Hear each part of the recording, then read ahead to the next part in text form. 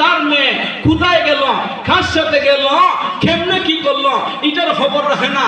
ও মেয়ের বাবা হল যখন নাকি পত্রিকার খবর বাইরে জায়গা 3 দিন ধরে মেয়ের হওয়া যাইতেছে না, 1 সপ্তাহ ধরে মেয়ের হওয়া যাইতেছে না। আমি মনে করি আফসোসের কোনো কারণ নাই। তোমার সেটাই খুঁজতো মেয়া, তুমি তোমার মেয়েটার হাতে টাচ মোবাইল দিতাই, তোমার সেটাই খুঁজতো মেয়া। তোমার মেয়ে কলেজে ঘরে কোন সময় গেল, কোন সময় এলো খবর রাখতাই না, তোমার সেটাই খুঁজতো মেয়া।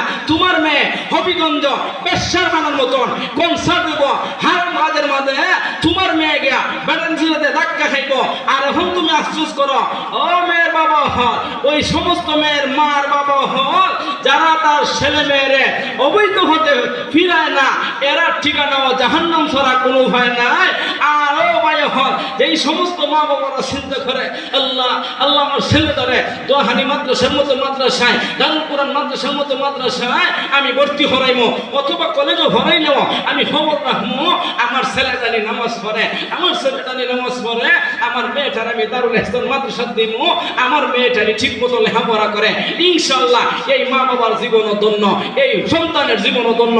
কোন ঠিক না বেঠিক? ওয়া আখির দাওয়ানা আলহামদুলিল্লাহি রাব্বিল আলামিন।